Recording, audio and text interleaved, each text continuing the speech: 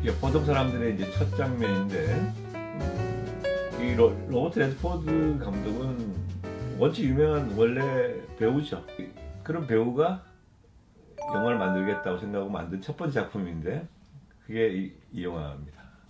여러분들 잘 알고 있는 흐르는 강물처럼도 역시 로버트 레드포드 감독이에요. 안 보신 분들이 있으면 꼭 보시고. 제가 이 영화에 참 좋아하는 첫 장면인데요. 캐논 인버스 지금 음악이 흐르고 있죠. 왜 캐논 변주곡을 테마로 썼을까?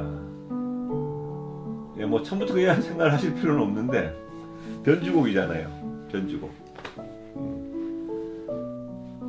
변주곡은 말 그대로 캐논 인버스니까 마음이 이렇게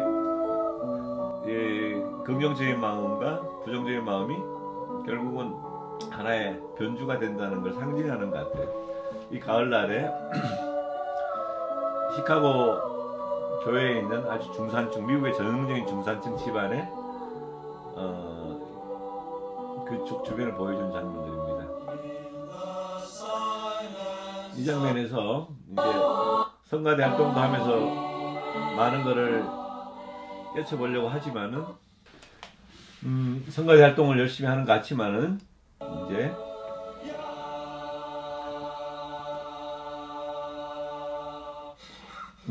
예, 악몽을 꾸죠. 악몽소에서 깨어나고요. 수없이 많은 갈등 속을 가지고요. 주인공의 상태를 표현해 줍니다. 여기서도 보면은 이 장면에서요, 환상을 보죠. 뭐냐면 무덤, 죽음에 대한 환상을 지금 느끼고 있어요. 주인공 콘네드의 정신건강 상태를 나타내 주는 것들이죠. 형의 죽음으로 인한 상실로 그 악몽을 계속 꾸고, 본인도 자살 기도를 여러 번 했고, 정신과에 입원도 하고, 여전히 치유되지 못한 상태로 불안하게 살아가고 있는 모습들이, 그런 상태에서 이제 정신과 의사를 만나러 처음으로 갑니다.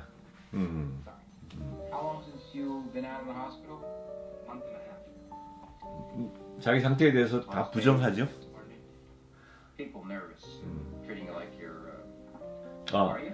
1980년대 상황이라고 하는 걸 기억하시고요. 담배를 저렇게 피고 있습니다. 다리 떠는 거 보이시죠? 예. 정신과 의사와의 면담을 굉장히 안 하고 싶어 하죠. 불안해하면서. 근데 치료를 거부하는 게 아니에요. 치료는 받고 싶은데 용기가 나지도 않고, 그리고 자기 불안을 이겨내지 못하면 사실 치료를 못해요. 정신과 치료란 것이.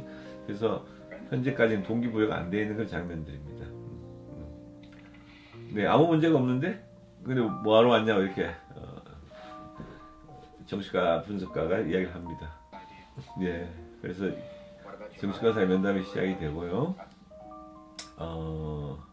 자, 어머니는 여전히 병을 부정을 합니다.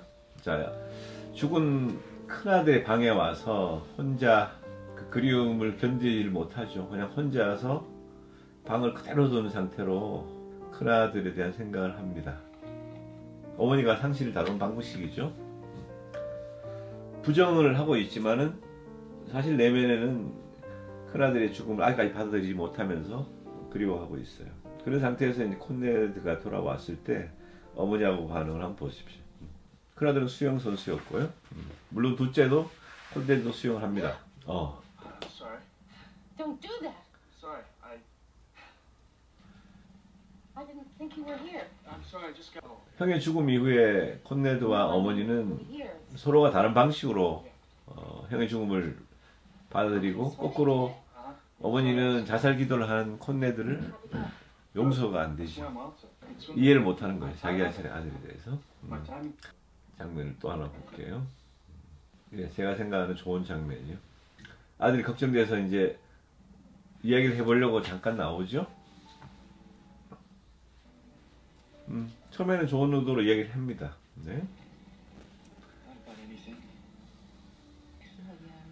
네, 전혀 갈등이 생겨나지 않는 이야기를 그냥 서로 주거니 받거니 하다가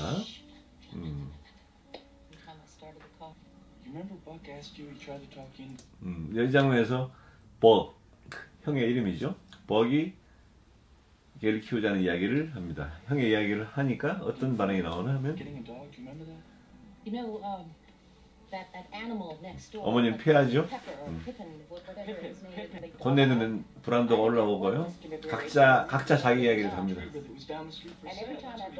전혀 대화가 이루어지지 않죠. 엄마의 이야기는 개소리다 이런 걸 표현하는 거죠. 서로 그냥 형의 이야기가 나오면 서로 피하면서 갈등이 생겨나 이런 걸 합니다. 그런 장면에서 자, 이 장면에 거울에 비친 콘네드 잘 보세요. 이 영화 감독들이 잘 쓰는 장치인데요. 거울에 비친 거는 자기를 비춰보는 거거든요. 자기 무의식, 콘네드의 무의식으로 한 장면을 좀 분열시키는 거예요. 사실 이게 이 장면. 자, 이렇게 해서 콘네드가 이제 분열되어 있어요. 이런 상태에서 엄마가 등장을 하죠. 이 장면이요. 엄마를 가운데 두고 콘네드가 둘로 분열되어 있죠. 이 상징적으로 표현해주는 거예요. 그러니까 엄마를 걱정하고 사랑하는 마음도 있지만 자기가 이해해주지 못한 엄마에 대한 불만도 같이 표현이 되어 있죠. 애들의 거울은 누구냐면 부모거든요. 그래서 미러 이미지라고 하잖아요. 미러 이미지. 그리고 우리가 잘 알고 있는 공감 뉴런이라고 하는 것도 미러 뉴런이에요. 거울 뉴런이죠. 자기 자신을 공감하지 않으면 남을 공감하지 못하기 때문에 자기 자신이 거울에 비쳐있는 자기 자신을 보면서 불만을 가지는 사람은 남들을 사랑하지 못하는 거죠. 그래서 거울을 보면서 자기 모습을 가다듬죠. 그리고 사람들 간의 마음을 주고받을 때도 거울로서 하잖아요. 그래서 우리가 결혼했다가 헤어지는 걸 파경이라고 하지 않습니까? 파경은 거울이 깨졌다는 거거든요. 그래서 이 거울에다가 비춰보는 거. 그래서 거울은 우리 마음을 비춰보는 겁니다. 어린 시절은 그게 부모였고 커가면서는 거울에 비친 자기 자신을 보고 자기 자신을 알아가는 과정들이죠. 또 명장면 중에 이제 수영을 안 하려고 합니다. 상식적으로 생각하면은 배 사고로 형을 잃었기 때문에 물을 두려워할 수밖에 없잖아요. 그런 상태에서 엄마는 계속 수영하기를 원하죠. 부정하니까 아들의 죽음을. 그래서 이걸 현재에다 응용을 하자면은 공부 때문에 괴로워하는 친구들이 있어요. 드라마에도 많이 나오죠. 공부 때문에 누가 힘들어서 어떤 일을 마음을 다쳤어요. 그런데도 우리는 공부를 강요하잖아요. 엄마 행동과 우리 일상적인 변해서 학업 때문에 이야기하는 엄마들과 결코 다르지 않아요. 자, 엄마하고 갈등이 폭발하죠. 수영을 그만둔 것 때문에 엄마랑 갈등이 생겨요. You never tell her a goddamn thing. And I know why she never came to the hospital. She was in the hospital. Buck never would have been in the hospital. That's enough. That is enough. 형하고의 어떤 차별성도 있겠지만 형의 죽음을 여전히 세 사람 다 못 받아들이는 관계이죠. 두 사람 사이를 중재하려고 하는 약한 아버지. 그리고 그전에는 엄마한테 화를 안 내다가 자기 마음에 대한 치료를 받기 시작하면서 이제 콘네드한테 힘이 조금 생기는 거예요. 내가 입원했을 때 엄마가 보지도 않았고 엄마의 속마음을 이제 이야기하는 거죠. 서로. 사고 때의 기억들. 극심한 스트레스로 인해서 하게 되면 메모리가 산산조각이 나요. 그래서 메모리를 종합할 수가 없다. 기억을 종합하지 못한다는 것은 판단을 제대로 할 수 없다는 거거든요.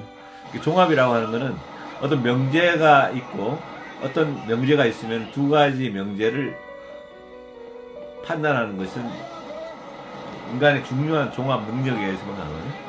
하늘은 파랗다. 지금은 가을이다. 이걸 종합하면은 가을 하늘은 파랗다. 이렇게 판단할 수 있는 거거든요. 그런 근거가 되는 종합 능력이 상실되는 걸 말해요. 그러면 산산조각이나 기억들이 물에 빠졌던 거, 뭐 내가 잘못했던 거, 뭐 이런 것들 장면들이 지금 혼합돼서 산산조각이나 메모리가 지금 종합되는 과정입니다. 그러면서 정신과 의사에게 이게 헬프를 요청하죠.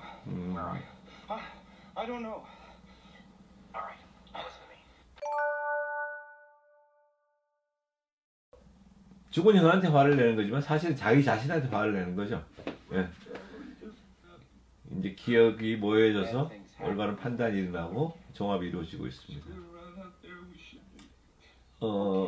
큰 깨달음이 오게 되면은 이렇게 막혔던 어떤 생각들이 이렇게 확 거친다는 느낌으로.